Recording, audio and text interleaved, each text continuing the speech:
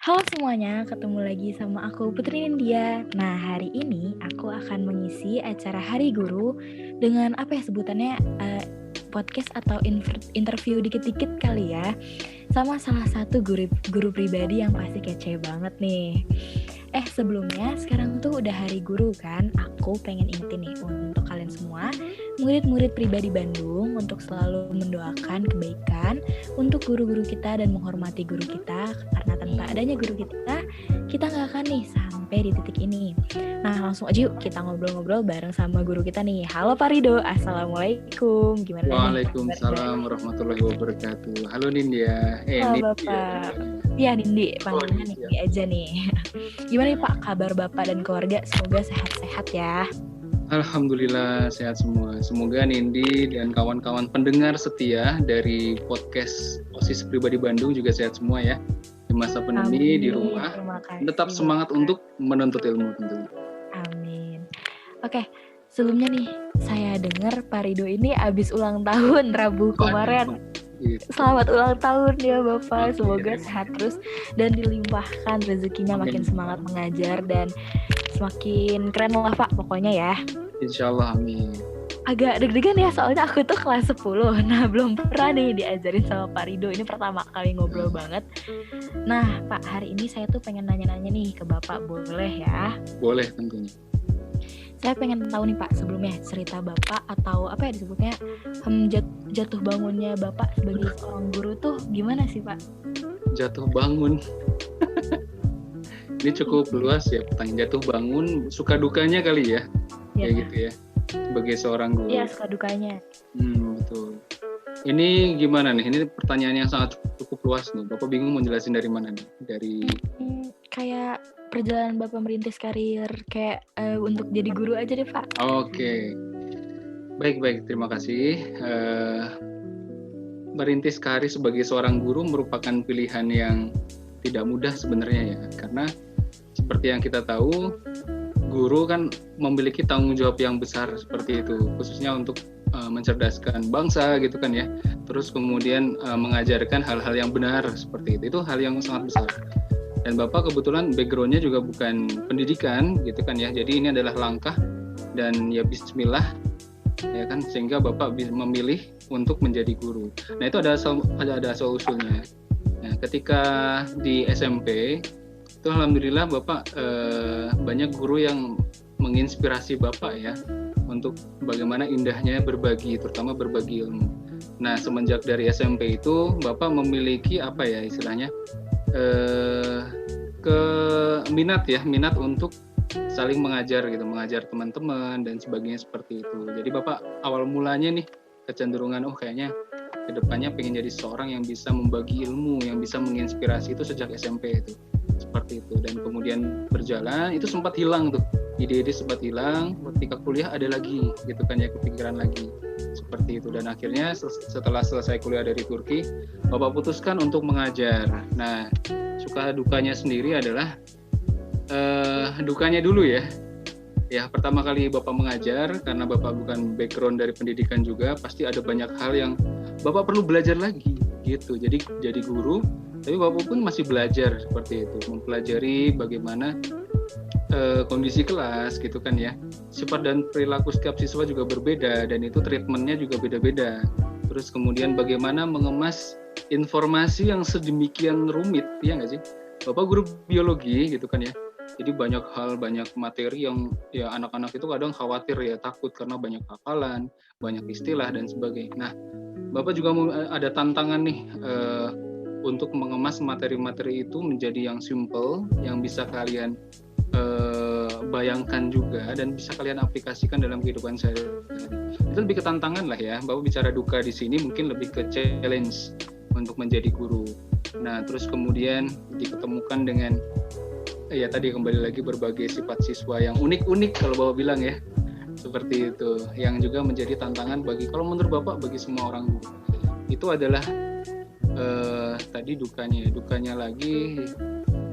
Kalau dibilang duka tuh Bapak ya ke arah sedih ya, tapi ini adalah tantangan bagi seorang pengajar untuk bagaimana menghadapi persoalan-persoalan yang memang ditemui di dunia pendidikan ya, terutama di pandemi yang mungkin nanti akan dibahas lagi ya tentang pandemi seperti itu, dan kita berusaha untuk mencari solusi. Nah, kemudian sukanya adalah dunia pendidikan, istilahnya dunia akademik. Bapak merasa ini adalah profesi yang mulia lah ya, istilahnya jauh dari istilah hal-hal yang negatif gitu kan ya. Misalnya kita di profesi lain tuh banyak godaan lah ya, seperti itu. Misalnya di bank itu ada riba gitu kan ya, terus misalnya dan sebagainya. Bapak nggak bilang ada profesi yang jelek atau dan sebagainya, tapi ini menurut Bapak sendiri pribadi adalah guru adalah profesi yang paling mulia ya, seperti itu untuk keseluruhan. Jadi suka di situ ya, alhamdulillah dengan Bapak bergabung menjadi guru terutama di pribadi, Bapak ketemu juga dengan guru-guru yang sangat luar biasa nih, ya kan, yang tentunya menemani kalian selama ini, dan Bapak mendapatkan inspirasi dari beliau-beliau sehingga ingin bersemangat lagi, istilahnya memperbaiki diri Bapak dan kemudian meningkatkan kualitas Bapak juga dalam hal mengajar, sehingga kalian bisa bahagia, terus kemudian minat dan bakat kalian tersalurkan dengan semestinya ya, seperti itu. Jadi mungkin ya model mengajar Bapak cukup santai ya, mungkin yang anak-anak yang pernah Bapak ajar seperti itu, Bapak senang banget nih kayak misalnya sharing seperti itu.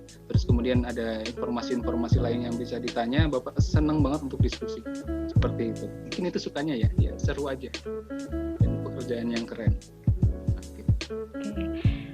Gak nyangka ya setiap guru tuh punya perjuangannya masing-masing yang berbeda-beda sampai di titik ini, sampai bisa ngajar sehebat ini semuanya gitu. Nah, sebelum pertanyaan nih Pak, sekarang saya tuh punya beberapa fun fact tentang Bapak. Nanti pas saya bacain, Bapak jawab ya, ini tuh mitos atau fakta sih sebenarnya. Waduh, korek-korek gini loh. Osis punya detektif deh Pak ternyata. Nah, fun fact pertama nih Pak, Pak Ridho ini diam-diam bisa bahasa Jawa. Itu tuh mitos atau fakta sih sebenarnya? Diam-diam, oke, fakta itu ya. Bahasa Jawa tapi bahasa Jawanya ya nggak bisa krama lah ya, unggah-ungguh Bapak kurang bagus seperti itu, karena memang itu fakta ya. Bapak lama tinggal di Jawa dari kelas berapa ya, SD ya, itu di Jawa Timur. Sebelumnya Bapak pernah di Makassar juga pas kecil, pas di kelas 1 di Jawa Timur di Blitar, kemudian kelas 2 sampai kelas 4 itu di Semarang, terus kelas 5, 6 itu sampai SMA di Jawa Tengah di Sragen. Nah, di Sragen inilah Bapak mendapatkan ya bahasa Jawa yang cukup banyak seperti itu ya, karena setiap hari pergaulan sehari-hari penggunaan bahasa Jawa dan sebagainya. Seperti itu. Tapi untuk tata bahasa Bapak udah lupa, lebih ke lupa karena jarang dipakai. Keluarga Bapak pakai bahasa Indonesia semua. Ayah Bapak orang Bogor gitu kan ya. Bunda dari Bapak itu orang Lampung, jadi tidak ada yang Jawa. Oh gitu. Yes. Berarti Bapak lebih ke bahasa Indonesia sama mungkin bahasa daerah lainnya, Sunda gitu atau bahasa Lampung? Bahasa Nggak persatuan ada ya, saja. Bahasa Indonesia aja ya yang Bapak lakuin ya. Dan nggak tahu kenapa ya, Nindi, Bapak tuh kalau tinggal di satu daerah, Bapak senang sekali ya istilahnya mempelajari bahasa daerah itu ya, seperti itu. Jadi misalnya di Sunda seperti itu, tapi bahasa daerahnya bahasa yang sehari-hari lah ya, seperti itu. Maka ketika di Turki, di ketika di Jawa Timur itu kan Bapak senang banget istilahnya ada culture yang berbeda-beda juga. Seperti itu. Bahasa Indonesia tapi bahasa Indonesia selalu pakai ya Pak, sama sih. Rata-rata kita selalu pakai bahasa Indonesia ya. Yes. Nah, yang kedua nih Pak, mitos atau fakta sih nama belakangnya Pak Ridho ini ada marga minahasanya katanya. Itu nama Pak Ridho tuh katanya tuh Bapak Ridho Anwar Tumbuhan ya. Itu tuh marga minahasa atau bukan sih Pak? Gimana tuh? Itu bukan warga Minahasa, Bapak. Jadi Tumbuhan itu asal usulnya pun masih Bapak selidiki ya. Jadi begini, sepupu Bapak semuanya belakang namanya ada Tumbuhannya, gitu. Sepupu. Yang putra, yang cowok doang, seperti itu. Terus Bapak tanyakan ke bunda Bapak, dan ternyata nama Tumbuhan ini sebenarnya adalah nama dari kakek Bapak dan lebih ke gelar sih, seperti itu. Dan kakek Bapak adalah orang Lampung. Jadi Bapak juga bingung, orang Lampung ada, tapi ternyata entah bahasa apa itu. Dulu nama kakek almarhum itu adalah tumbuhan batin, gitu ya, ada gelar namanya tumbuhan batin. Pokoknya orang yang tokoh masyarakat lah ya, dan tumbuhan sini katanya arahnya ke orang yang disayangi, seperti itu, kesayangan, beloved one, ke arah seperti itu ya. Tapi entah mungkin ada orang Lampung atau orang Minahasa asli, bagaimana arti nama tumbuhan pun bisa kontak Bapak ya, Bapak masih penasaran. dari nama kakek. Dan anak Bapak pun Bapak namai belakangnya tumbuhan, Zayan Arham Tumbuhan, seperti itu. Untuk melestarikan aja sih. Jadi lebih ke nama keluarga aja ya, turun-menurun gitu. Yes, nama keluarga. Bapak nggak ada keturunan dari Minahasa. Kayaknya ya, kayak gitu. Nanti kalau udah ketemu Bapak kasih tahu. Baik. Berarti itu termasuknya ke mitos ya Pak? Jadi bukan Iya, mitos sementara ini. Iya ya, gitu. Yes. Nah, ini saya kurang paham nih Pak, nomor 3 ini fun fact tentang Parido ini Master of Lesson Game. Itu tuh maksudnya gimana sih Pak? Itu tuh sekalian jadi mitos atau fakta tuh? Master of Lesson Game. Lesson Game. Ya. Game di pelajaran gitu.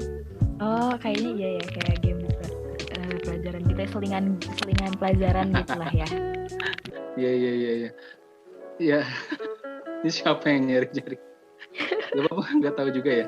Maksudnya di awal itu dari masuk pribadi awal sih. Memang Bapak yang mungkin ya pertama kali memperkenalkan games di dalam pembelajaran lah. Itu mungkin ya. Karena dari anak-anak juga bilang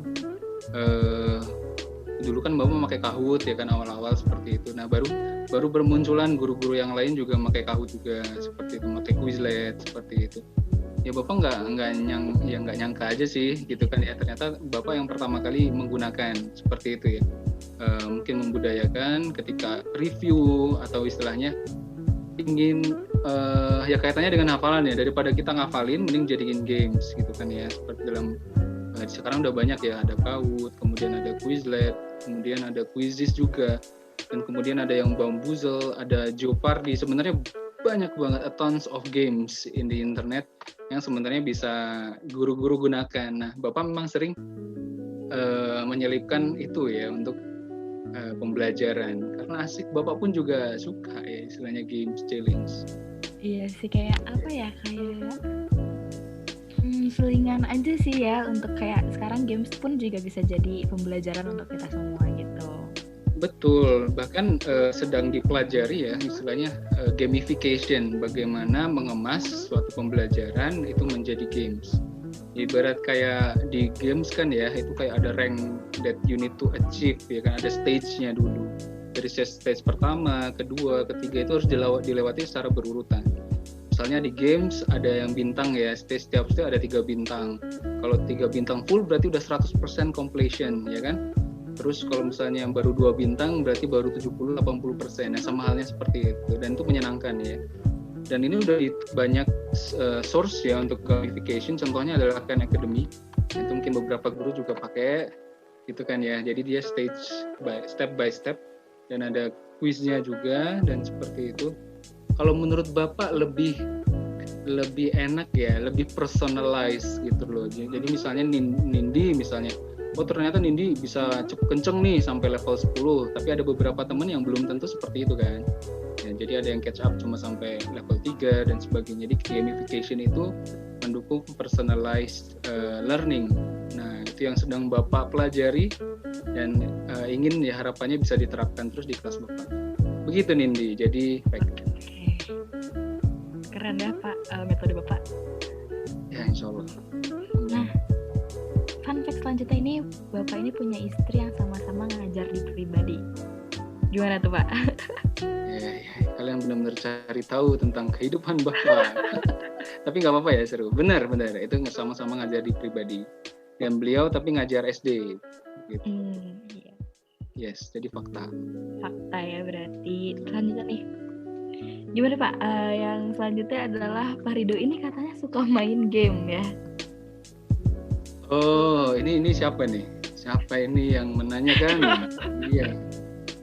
Jadi gini sih, game itu hal yang dari Bapak kecil nggak bisa, sangat lekat sekali lah dengan Bapak, dan bahkan memiliki ikatan batin yang kuat. Jujur nih Bapak nih, buka-bukaan di sini. Ikatan yang kuat dengan Bapak semenjak kecil. Karena kan kecil mungkin Bapak udah kenal dengan Nintendo dulu ya, yang kasetnya itu masih kotak gede, yang ditancepin klik dari atas. Bener. Lo ini tahu tuh? Aku tahu, soalnya kakak-kakak gitu. Aku punya kakak banyak gitu. Yes. Itu ada Sega juga, zaman dulu juga Bapak main seperti itu. Kalau Bapak punyanya Nintendo. Nah, dari kecil tuh karena mungkin di istilahnya retro ya, zaman retro dulu, anak 90 2000, Bapak anak 2000 nih ya, lahir 93.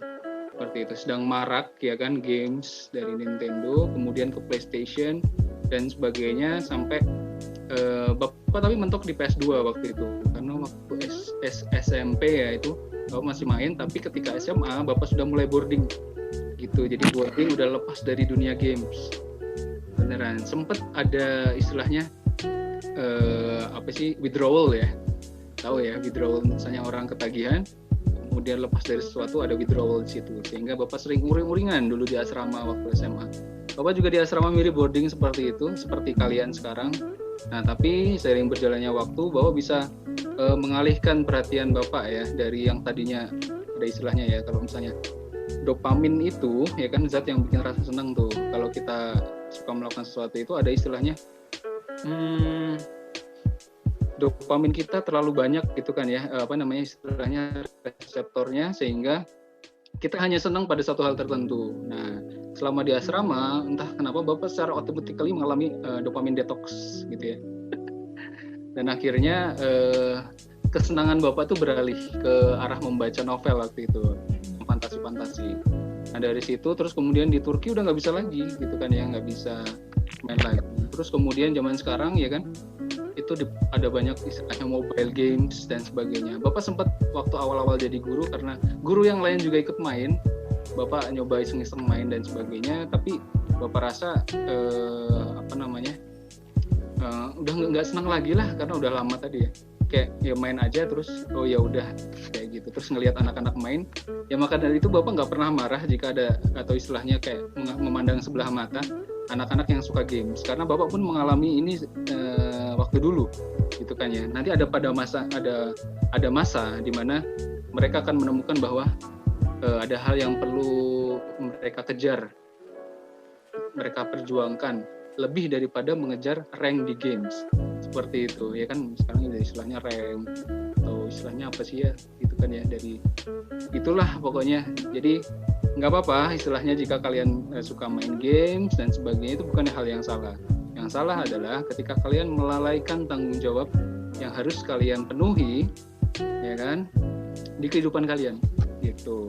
Dan ketika game sudah membuat seperti itu, membuat kalian jadi orang lain, antisosial dan sebagainya, nah itu perlu diperbaiki gitu. Jadi fakta sih.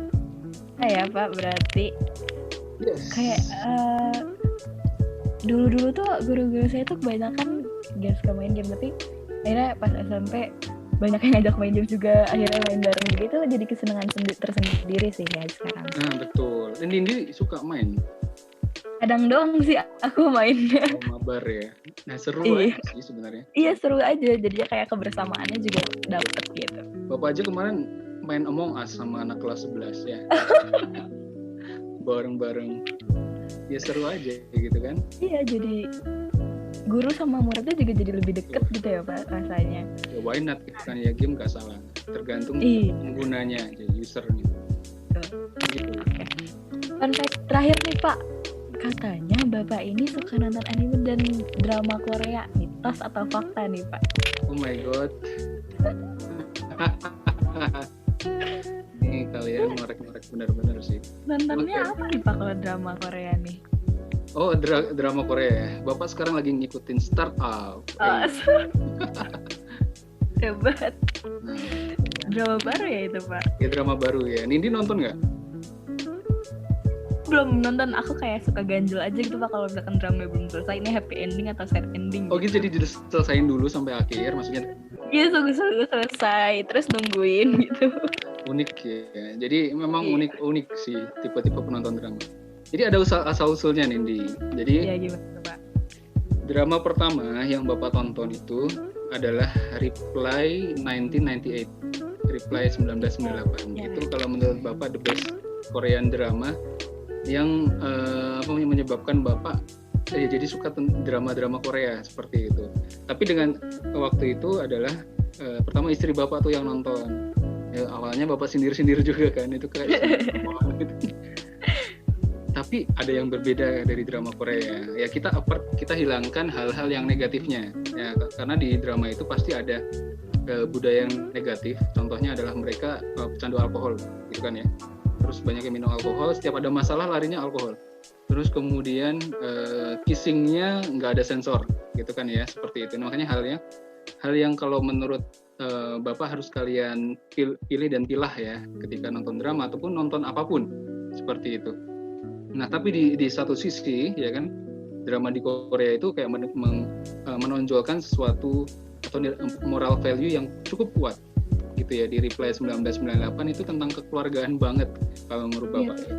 Jauh dari kayak cinta-cintaan ada memang, tapi itu bukan hal yang ditonjolkan kalau menurut Bapak. Bapak kagum gitu ya. Ini mah cerita drama ya. Ya, gak apa-apa Pak. Ada satu tokoh ya, ada tentang ayahnya, bagaimana dia benar-benar cinta sama ayahnya, dan ayahnya yang memang kelihatannya kasar, terus cuek dan sebagainya itu benar-benar cinta sama dia gitu kan, sayang banget sama dia. Nah hal-hal yang istilahnya kekeluargaan itu yang membuat Bapak jatuh cinta dengan drama Korea. Jadi nggak semua drama Bapak suka gitu kan ya. Drama yang kata istri Bapak bagus, contohnya The King Monarch itu kan tahu ya yang baru. Iya tahu. Bapak nggak suka, nggak tahu kenapa gitu kan ya. Tapi yang startup itu karena itu jiwa muda banget ya, startup. Kemudian ada Itaewon juga, Bapak nonton bareng istri juga. Itu tentang jiwa muda dan bagaimana caranya bersemangat dan memotivasi mengejar impian. Jadi gitu, Bapak nyarinya bukan love-nya, kan ada yang cheesy gitu, tidak terlalu seperti gitu. Terus untuk itu dari drama ya, jadi nggak semua drama Bapak tonton, cuma beberapa drama yang memang nilai moralnya itu cukup tinggi dan kayaknya bisa diterapkan juga ya, istilahnya bisa jadi referensi lah ya untuk menyelesaikan masalah gitu kan. Keren sih itu positifnya. Yes, kalau tadi ada satu lagi anime ya. Iya. Jadi gini, game dan anime itu kalau menurut Bapak juga kayak sahabat karib gitu ya. Jadi ketika Bapak suka game ya kan, komunitas Bapak dulu ketika SMP SMA itu pada suka juga nontonin anime gitu kan ya, seperti itu. Nah mungkin kalau dibilang anime ditarik ke belakang lagi, Ninja Hattori juga bisa dibilang anime kan. Ninja Hattori, kemudian Doraemon dan sebagainya seperti itu di hari Minggu ya kan, Bapak selalu tunggu tuh waktu dulu ya. Dragon Ball, kemudian ada P-Man dan sebagainya ya. Itu juga anime Jepang yang kalau menurut Bapak sangat menghibur zaman dulu. Nah sekarang udah kayaknya nggak ada ya kayak gitu. Bahkan Bapak nggak pernah sama sekali nyetel TV semenjak SMA kali. Maksudnya jarang yang Bapak sengaja nonton TV. Kayaknya hampir jarang banget, nggak pernah. Karena sekarang segala sesuatu itu bisa dicari ya, seperti itu sesuai dengan keinginan kita. Nah ketika zaman dulu ya kan Bapak terbentuk seperti itu, suka nonton tiap hari Minggu. Jadi memang ada terbawa ya istilahnya kesukaan terhadap kartun Jepang lah ya, anime seperti itu. Nah mungkin yang anime terakhir yang Bapak nonton adalah Haikyuu kalau nggak salah. Ya, itu Bapak sukanya karena ya kembali lagi tadi ada motivasi yang sangat luar biasa dan ada komedinya, jokesnya juga. Tapi itu pun Bapak nggak sering banget ya, karena Bapak tahu atau istilahnya sampai mencapai derajat wibu itu seperti apa ya kan. Dan Bapak kayaknya nggak sampai situ ya, karena ada teman Bapak yang benar-benar ngoleksi luar biasa dulu waktu SMP SMA seperti itu. Bahkan berepisode berseason itu Bapak nggak nonton yang panjang-panjang seperti itu. Jadi ya cuma buat senang selingan. Bahkan sekarang pun udah nggak pernah lagi semenjak kenal dengan drama Korea. Berarti untuk hiburan aja ya Pak, sama ngambil kayak makna tersirat itu apa aja sih? Ya, hiburan aja. Gitu. Yes. Oke. Wah ternyata udah dikonfirm nih guys, fakta-fakta tentang Parido ini apa aja. Nah langsung aja nih Pak, saya punya 3 pertanyaan untuk Bapak. Pertanyaan pertama, apa sih Pak rasanya yang Bapak rasain dengan ngajar online dan offline? Kayak perbedaannya itu apa sih? Oh, jelas beda ya. ya rasa banget ya. Nggak perlu ditanya juga pasti kita semua merasakan ya istilahnya. Dari offline itu bisa bertatap langsung ya, bisa bersinggungan langsung dengan anak-anak seperti itu. Tentu lebih menyenangkan sih kalau menurut Bapak jika offline. Jadi bisa tahu ekspresi mereka secara live ketika Bapak menyampaikan sesuatu, apakah bingung, apakah sedih, apakah senang dan sebagainya seperti itu. Nah sekarang kendalanya ketika online, ini kaitannya dengan feeling communication-nya gitu ya. Kita nggak bisa melihat yang secara real time ya, istilahnya ekspresi kalian, karena juga nggak semuanya buka kamera gitu ketika ada Zoom meeting lah seperti itu, dengan berbagai kendala ya, misalnya ada internet koneksinya jelek, atau ada dia nggak fokus, ada distraksi yang lain sehingga harus menutup kamera, atau memang belum siap, terutama untuk yang kelas putri ya, belum siap pakai kerudung misalnya, atau lagi ngapain lah seperti itu. Jadi banyak kendala-kendala yang menyebabkan Bapak nggak bisa melihat atau merasakan langsung gitu nuansa di dalam kelas ya, seperti ketika offline. Itu untuk komunikasi, dan itu kurang banget ya, jadi minusnya online seperti itu. Terus yang kedua adalah penyampaian materi yang terbatas ya, jadi waktunya juga terbatas, dan ini benar-benar terkat banget. Dulu mungkin sampai jam 3 gitu kan ya, setiap pembelajaran itu kurang lebih 40 menit dikali 4 gitu kan ya, seperti itu 22. Ya, itu ada banyak banget, 160 menit seminggu gitu kan ya, ketemu sama biologi misalnya, khusus untuk biologi. Jadi penyampaian materi juga nggak bisa maksimal, terus juga nggak bisa praktikum ya kan. Jadi eksplorasi untuk siswa juga berkurang, eksplorasi ilmu keilmuan itu seperti itu. Jadi plus minus sih. Jadi kalau dibilang perasaan, ya itu yang Bapak rasakan bedanya. Dan di rumah itu banyak distraksi sih, kuncinya seperti itu. Di sekolah aja ada aja distraksi gitu kan ya, di rumah apalagi. Nah ketika di rumah ya ada pekerjaan rumah yang menjadi tanggung jawab Bapak juga dong, gitu kan ya. Misalnya ada putra Bapak lagi nangis dan istri Bapak lagi ngajar juga, nah kan perlu Bapak juga tanggung jawab untuk itu. Itulah bedanya. Itu nih. Lain kedua nih Pak, metode pembelajaran apa sih biasanya yang Bapak terapkan ketika mengajar online deh? Soalnya kan kayak offline kan tadi Bapak kayak udah nyebutin kayak games gitu-gitu. Oh kalau online ada istilahnya namanya interactive slide ya, kayak gitu. Pokoknya ada interactive learning. Bapak ke arah situ ya. Jadi misalnya Bapak sediakan pertanyaan dan Bapak memberikan kesempatan untuk menjawab, atau bahkan menggambar sesuatu, gitu kan ya. Atau misalnya ada video, kemudian kita bahas bareng-bareng ya, sebatas itu ya. Nah, jadi ada interactive learning sama mungkin ke arah blended learning ya, di mana kita punya LMS.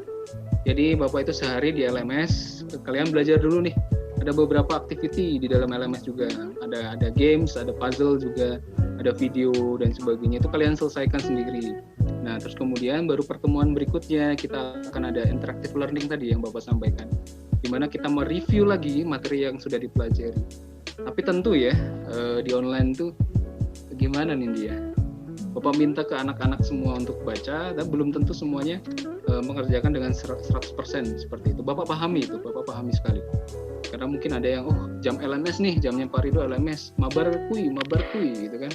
Nah, waktu Bapak Zoom meeting saja ada yang mabar gitu ya, tolong ya. Anak yang mabar di jam pelajaran Bapak mengaku, ini kalian tonton, bagi yang nonton harap bertaubat ya. Terutama kelas 11, karena ada indikasi kalian mabar ketika jam pelajaran gitu ya. Kelas 11 Aputra gitu, pernah nih bocor gitu kan ya mic-nya, triple kill. Nah itu mabar nih. Tapi kan bingung nih, ini siapa tadi ya? Nggak kelihatan, Bapak lagi share screen ya kan, dan terbatas. Ya siapapun itu ya, nggak cuma kelas 11 sih, kelas-kelas yang lain, bagi yang merasa sebaiknya gitu kan ya, kita laksanakan aja seperti itu. Agar supaya metode yang disampaikan guru ya, nggak cuma Pak Ridho juga, itu bisa terlaksana dengan maksimal dong, untuk mencapai tujuan tertentu. Yaitu ya, biar kalian, kalau Bapak istilahnya learning objektif ya, seperti itu. Gitu Nindi. Yang terakhir Pak, siapa sih Pak inspirasi Bapak dan support system Bapak dalam mengajar? inspirasi satu atau banyak? Yang inspirasi utama banget gitu deh. Aduh, inspirasi utama banget ya.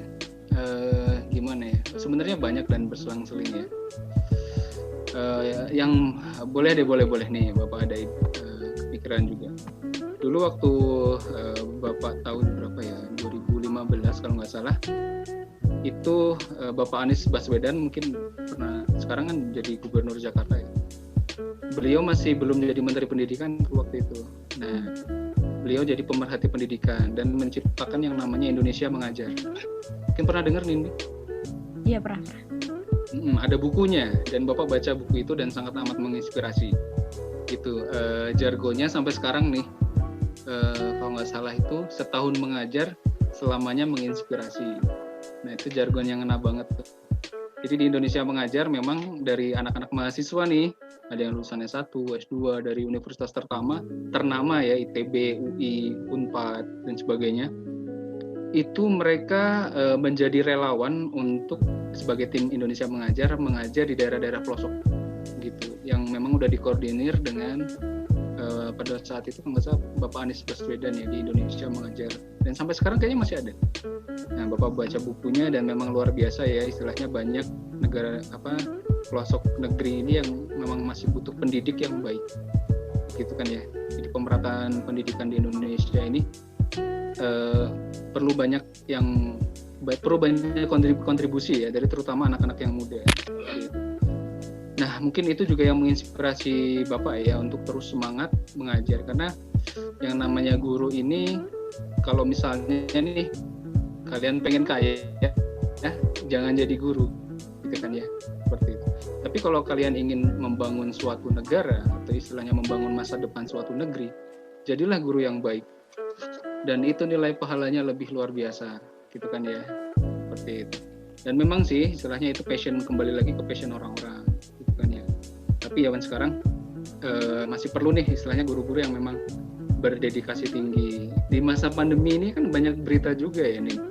Mungkin Nindi baca berita nih, di guru di daerah mana, Sumatera atau di Sulawesi gitu kan, itu door to door ke rumah-rumah untuk mengajar gitu kan ya, di mana nggak ada gadget, nggak ada laptop seperti itu. Dengan luar biasa dedikasinya, itu jauh banget Bapak, apalagi nggak ada apa-apanya lah. Jadi dengan ada gadget aja masih Bapak kadang nggak semangat nih kayak gitu kan ya, dan sebagainya seperti itu. Makanya itu yang membuat Bapak terus menjadi guru, karena Bapak yakin ya insya Allah Bapak ingin berkontribusi untuk membangun suatu negeri, yaitu negeri Indonesia. Karena ya seorang seperti Nindi ini akan berperan penting nih di tahun 2045 ya, yang memang diprediksi sebagai generasi Indonesia emas gitu ya. Amin, semoga ya. Allah. Nah, terima kasih Pak Ridho atas jawabannya. Nah, untuk terakhir nih Pak, sebagai penutup, Bapak ada pesan nggak sih untuk guru-guru dan murid-murid dari Bapak? Wah, pesan ya. Ya, untuk siswa dulu lah ya. Kalau untuk murid-murid, teruslah semangat untuk termotivasi untuk belajar ya, belajar apapun, terutama kaitannya dengan mengeksplorasi bakat kalian gitu ya. Jadi kata belajar di sini bukan cuma untuk belajar buku E-level atau belajar untuk kuliah, bukan, tapi belajar memang untuk kehidupan kalian di masa depan. Makanya untuk murid-murid, pasanglah cita-cita kalian ya sekarang juga secepat mungkin gitu kan ya, dan kemudian kalian planning nih ke depannya mau ngapain, pasang step-step itu dan terus mencari minat kalian, karena minat dan bakat itu dicari bukan dinanti, gak akan muncul gitu kan ya kalau cuma diem.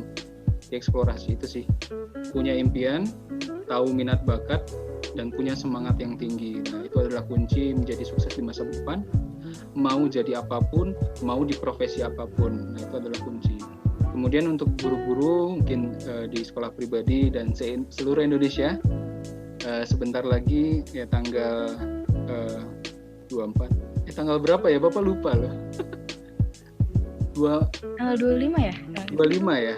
Atau salah ya, tanggal 25 November itu adalah ya harus menjadi apa sih istilahnya, momen yang luar biasa agar kita terus semangat untuk mengajar dan mencerdaskan bangsa. Karena memang sekarang hasilnya belum kita bisa rasakan, tapi di masa depan nanti yakinlah bahwa Indonesia ini akan maju dengan campur tangan kebaikan dari kita semua, insya Allah. Oke, terima kasih Bapak atas waktunya, udah memberikan waktunya untuk ngobrol-ngobrol santai nih sama saya. Semoga pesan dari Bapak tadi selalu menjadi reminder bagi saya, guru-guru dan murid-murid semuanya. Nah, sebelumnya berakhir Pak, boleh capture untuk foto dulu? Oke. Ya. Di fotonya sama.